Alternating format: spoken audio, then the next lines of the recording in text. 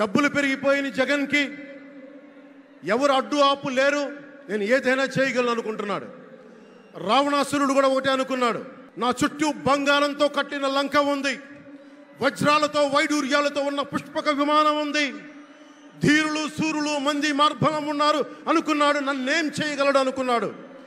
నార చీర కట్టుకొని నేల మీద నిలబడి శ్రీరాముడు బాణంతో చంపేశాడు. అయోధ్యకే రాముణ్ణి తీసుకొచ్చిన శ్రీ మోదీ గారు ఇక్కడ ఉంటే రాష్ట్రాన్ని రావణకాస్త్రం చేసిన చిటికిని వేలంత రావణాసురుణ్ణి తీసేయడం అంత కష్టమా? నేను తాడేపల్లిగూడెం సభలోనే చెప్పాను, ఇక్కడ నుండి నేను దేవదత్తం పూరిస్తున్నానని. అర్జునుడు పూరించిన శంఖం దేవదత్తం అంటే నేను దేవదత్తం అన్నాను, కానీ పాంచజన్యం అనలేదు.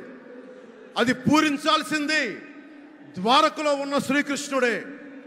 అక్కడి నుండే మోదీ గారు పాంచజన్యాన్ని వచ్చిన మోదీ గారు, గుజరాత్ ద్వారక నుంచి వచ్చిన శ్రీ మోదీ గారు ఈ కురుక్షేత్ర యుద్ధం కోసం పాంచజన్యాన్ని పూరిస్తారు.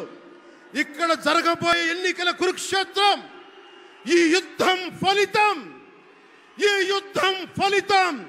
ధర్మందే విజయం, పొత్తుదే గెలుపు, కూటమిదే పీఠం. ధర్మందే విజయం, పొత్తుదే గెలుపు, కూటమిదే పీఠం.